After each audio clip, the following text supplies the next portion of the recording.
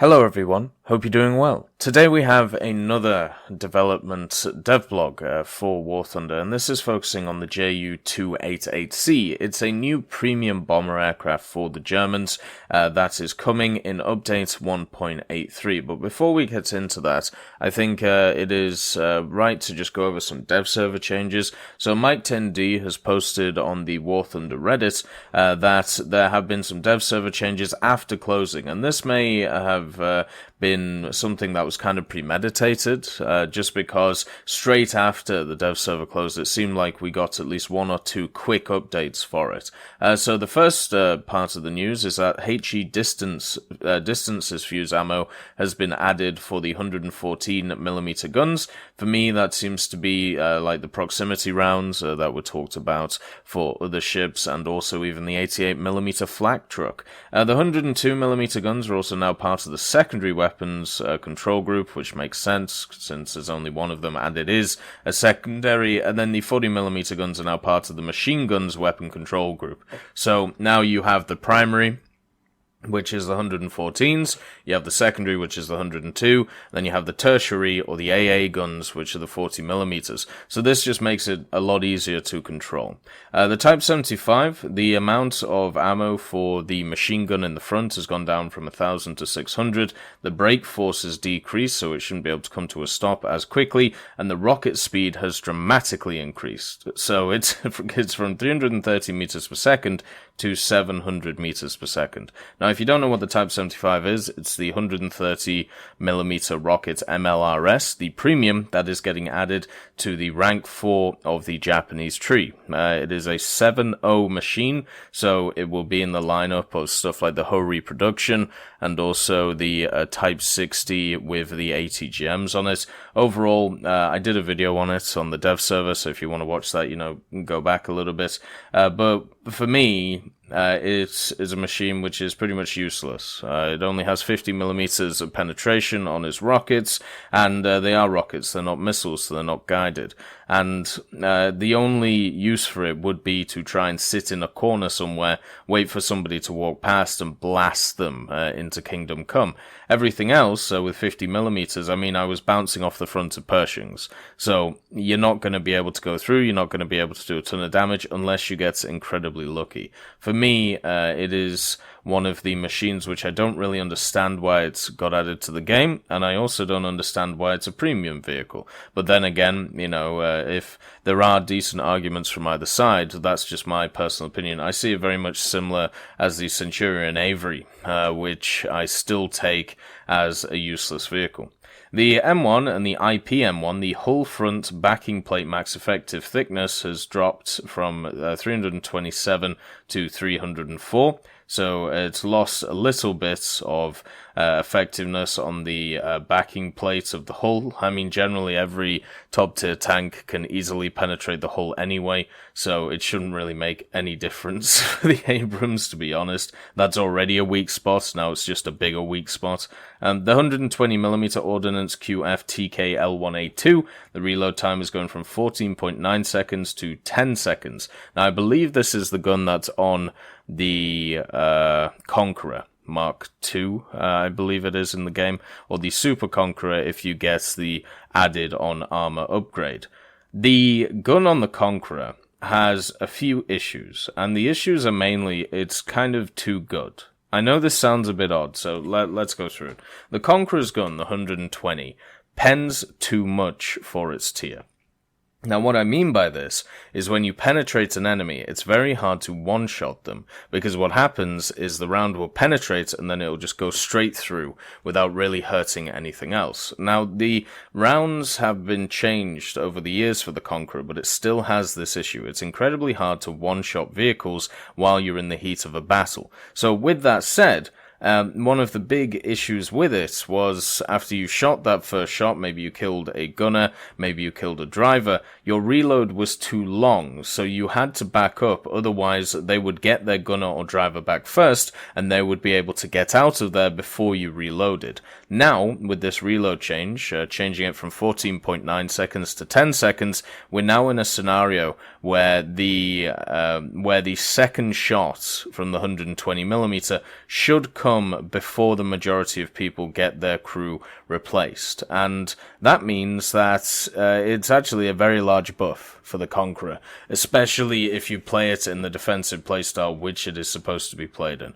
So overall, this looks like a great change for the Conk, and I'm really looking forward to it as somebody who is a great fan of the Conqueror. Thank you to Mike 10D for his notes. So let's get on to the JU288C. So the way I'm going to break this down is I'm going to read about it from Warplanes of the Third Reich by William Green, a wonderful book. If you can pick it up for cheap, I got this for, I think, it was quite expensive because I really wanted it. Generally, I only pay about $5 or $10 for my World War II books, but this one set me back, I think, maybe 60 to 80, something like that, when I bought it.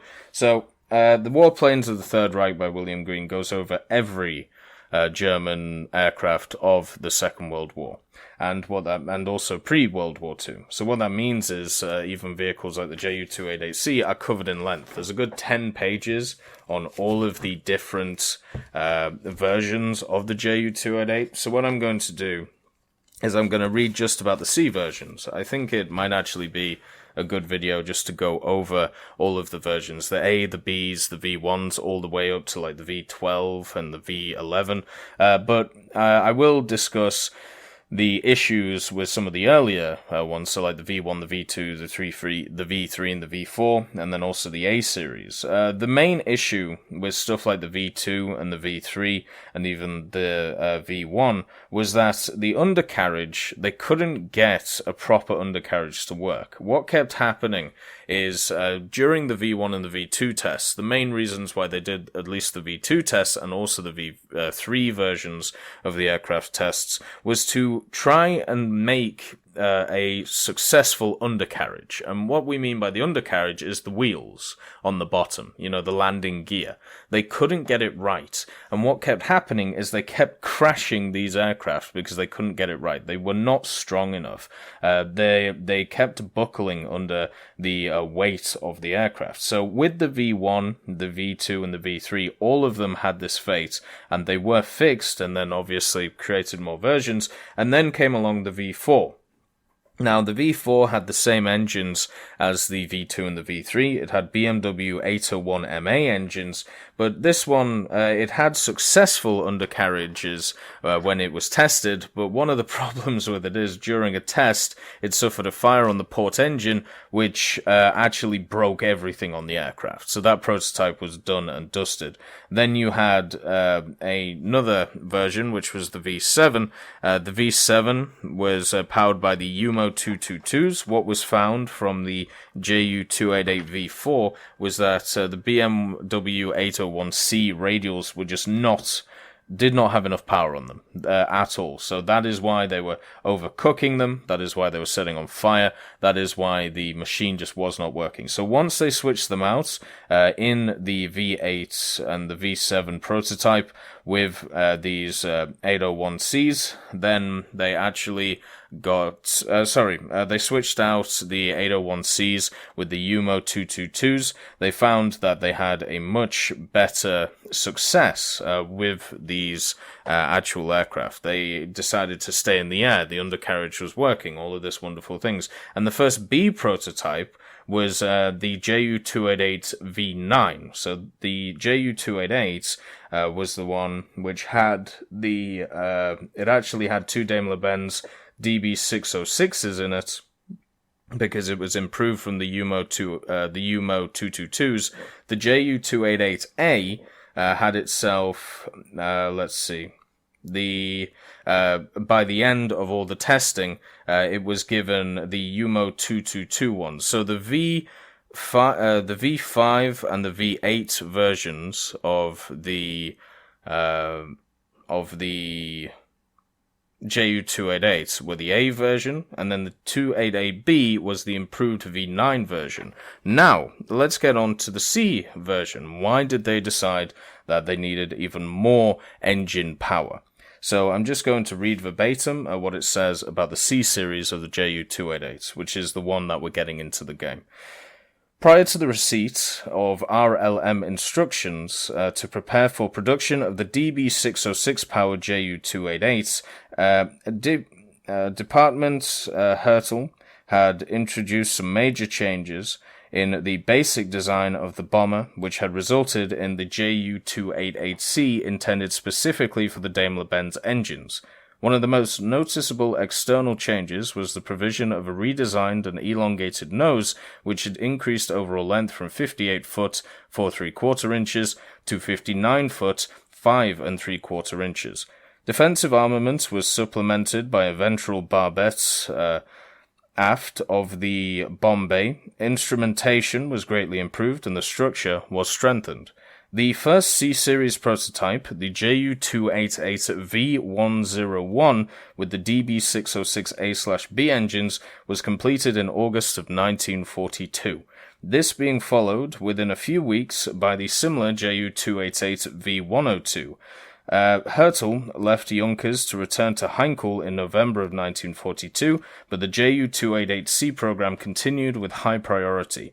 Production standards were finalized and modifications dictated by the flight test program with the V101 and 102, such as reinforced dive brakes, together with proposed production features, were embodied by the next prototype, the Ju-288-103, the V103, which was DE plus ZZ, and it was fitted with the more powerful DB610 engines, and introducing provision for underwing weapon racks. The Ju-288V103 had the full complement of 4 remotely controlled gun barbettes, and was flown for the first time in the spring of 1943.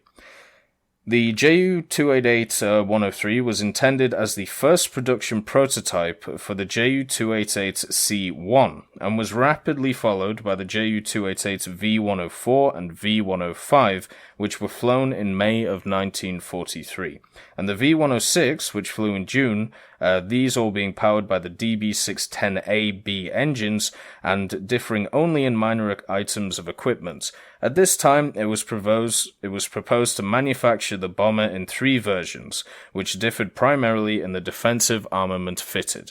So, the Ju-288C-1 was to have chin, dorsal, and ventral barbettes, each mounting twin 13mm MG131 machine guns and a tail barbette mounting a 15mm MG151 cannon.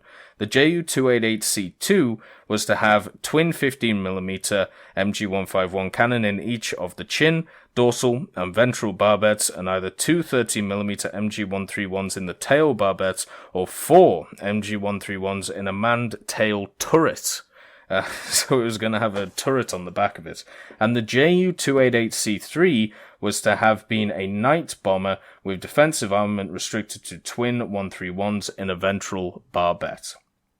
Suddenly, in June 1943, Junkers was informed by the technician Amt that the entire Bomber B program had been abandoned owing to increasing shortages of strategic materials and the effect that the launching of a major production program for a new bomber would have on existing production programs at a critical phase in the conflict. However, despite the cancellation of the program, Junkers completed 2 additional machines, the Ju-288V-107 and V-108, which were flown in July 1943, only airframes on the assembly line being scrapped, and some flight testing of the Ju-288 was continued until the summer of 1944, by which time at least 17 of the 22 prototypes had crashed while engaged in flight development.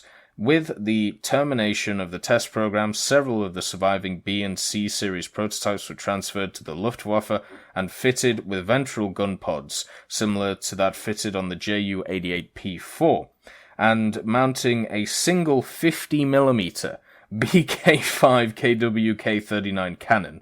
These saw limited operational use during the closing stages of the conflict. The modified prototypes have been referred to erroneously in the past as the Ju-288E, but this designation was in fact entirely spurious, and the few examples of the Ju-288 pressed into service with the BK-5 cannon received no official designation to indicate their changed status.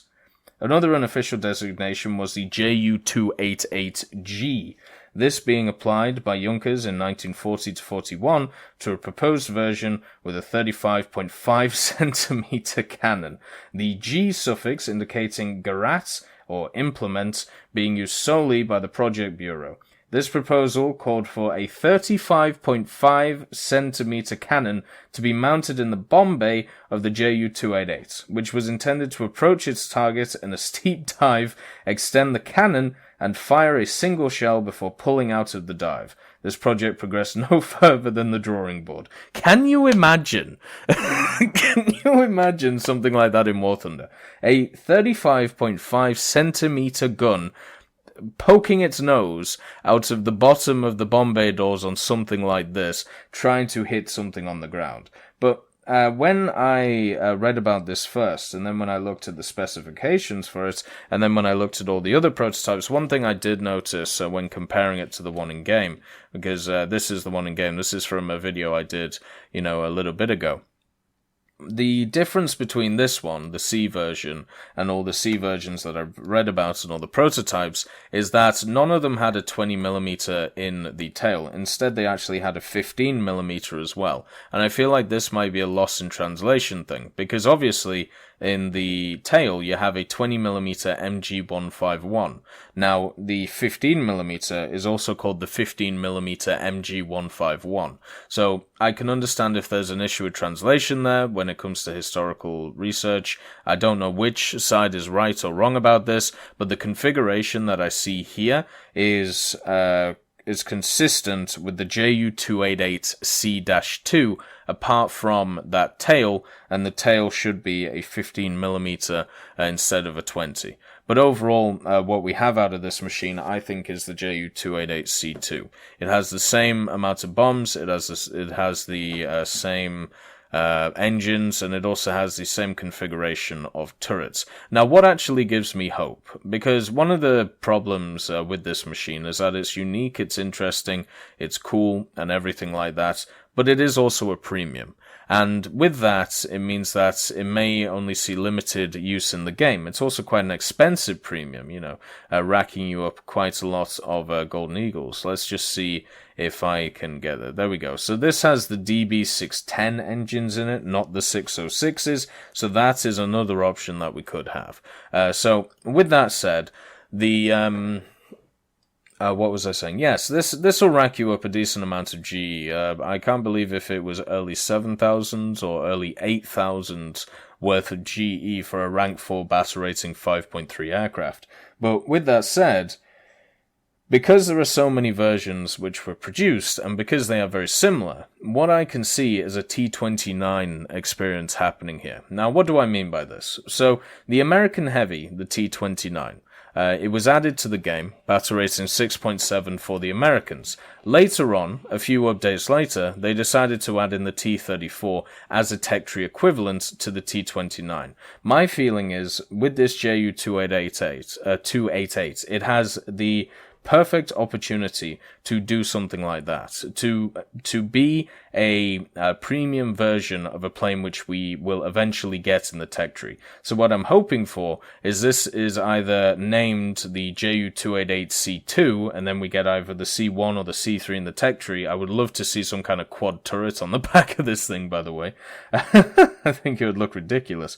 But anyway, yeah, you could do something like that, or you could just add in the Ju-288B with the DB606 engines. So there is possibilities here. So if you don't want to buy this vehicle from a premium standpoint, don't lose hope. There are other versions of this aircraft out there, and they are very similar to what you will find in the premium version. And for me, that means that there is a great opportunity to add a standard tech tree version after this version. So, what else to talk about with the Ju-288C in-game? Well, it's a 5.3. 5.3 is an incredibly strong area for the Germans. You got the Bf-109K4, you have the G14, the G10, you also have the HE-177.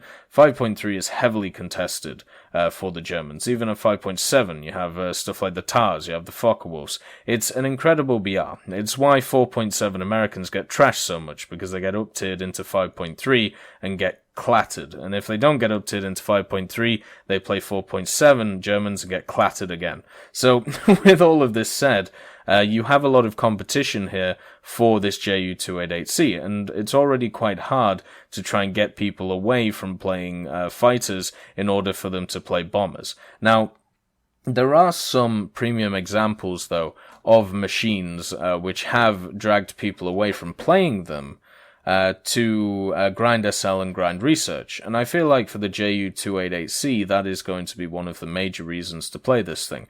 It really is one of those let's shut off your brain, bomb a few bases, go and land, and then do it again kind of thing.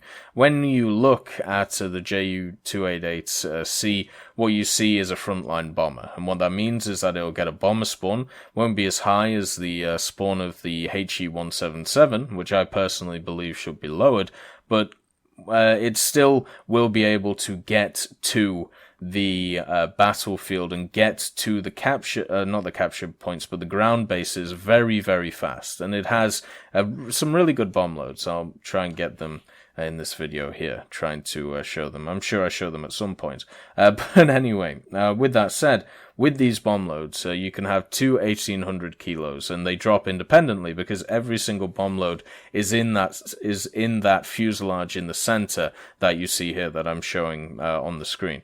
So with that, it means that you can easily take out two bases and then get back to your own base. I think a lot of people are going to play this very similar to the DO-217, where once you spawn, you're going to dive, you're going to hit the bases, you're going to try and get out of there. But the Ju-288 has some advantages. Let's just see. So you've got the 5.3 HE-177. Oh, you've got the 3.35 as well.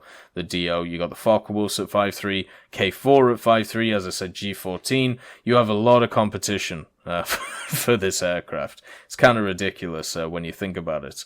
No 6.3s or 6.0s for the Germans. Maybe one day we'll get some powerful, weird-ass super props. But yeah, the HE-177, as shown here, has exactly the same engines as the version of the Ju-288 we have in-game, which is the C. Anyway, yeah, I feel like the general way that people are going to play the 288C is exactly like a 217. Just dive, get some bombs, try and get out of there. But on top of it, you have some really good defensive armaments. The defensive armament on this consists of 3 turrets in the form of dual 13mm. So you have a turret on the front that you can see here at the bottom, and then when I move it around, you have 2 turrets on the top and on the bottom of the machine. So you can see the turret on the top there. As we look, this has full coverage behind it, and it even has coverage in front of the turret, which is insane. And then you have the turret at the bottom there that you can see about halfway down the fuselage under the sigil there, and that pretty much covers the whole of the bottom because that also turns 360 degrees. And the bits that one doesn't cover are covered by the front gun turret, which you see down there.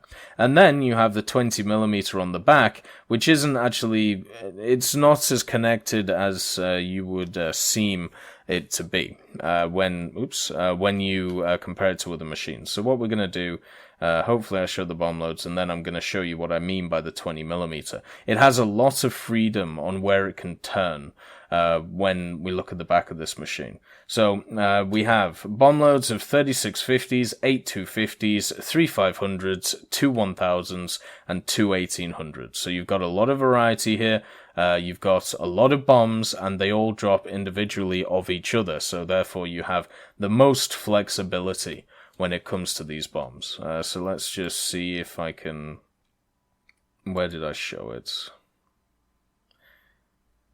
Let's see. So this was me in the test flight in the video. And... Right, come on. Must have done it somewhere. I know I did. Right, there we go. So, let's just see if you can see it on the screen. Yeah, you can. So, you see how there's a gap here? Or at least there looks like a gap? Well, what this means is the way that this is set up, it's actually really interesting. It means that it can easily move, 180 degrees to the right and the left. And this gives you a hell of a lot more coverage compared to what you are used to in something like a 217 or even something like a 177, where the 20mm on the back of it is it has a very limited area. What this means is the weak point of the 288 when you are trying to actually approach it, as you can see here, even straight up, you can still approach this thing. The only place to be able to actually get it is from about this angle. And this angle is actually a horizontal angle, so there's nothing when it comes to the guns that actually cover this area of the machine. So you're going to have to approach it from about 20 degrees above it and keep that angle, otherwise it's going to be able to shoot you. So this is another one of those bombers that is really good on its defensive armaments. It covers all of the sky apart from this little thin slice of pocket. So wherever you approach from, if you screw up by, let's say, a few degrees, you're going to get shot up by either 13mm or the 20mm on the booty. Whatever, and with that means you are going to be able to at least do some damage to an enemy coming in, or at least you have the opportunity to do so, which is something that a lot of bombers don't have, such as the MB-175T that also got added, because it can't shoot straight backwards, because the tail's in the way, and the way that the 20mm is mounted. So overall, with the Ju-88-2C, you can see that there's a lot going for it. It has good coverage of the defensive armaments, it has good bomb loads, lots of variety, it has speed, it has maneuverability, it has a lot of amazing things going into this, and I believe it definitely justifies its price of GE. What I just hope is that we get a standard tech tree version of this in the coming updates, because I feel like this is an aircraft, even though not a lot of them were made, they definitely have a place in War Thunder, because they were built, they were tested. Yes, the early versions didn't do so well. They all crashed because of the undercarriage, or because they set on fire. But the versions that I'm talking about, like the C versions, and then these unofficial ones, the unofficial designations of the Ju-288 with the 50mm, how fun would that be? That would be a great laugh. And then obviously the G version, the proposed versions with the 35.5cm, yeah, that's going a little bit too far. At least with we'll call it the Ju-288E, even though it wasn't actually called that. These were actually used. So the Ju-288 with the 50mm was used in combat, and therefore, why not bring it to the game? There's a lot of possibilities with this thing, and to see it take its first steps in game in a premium form makes me very happy to see. Anyway, I hope you all have a wonderful day, and I'll see you next time.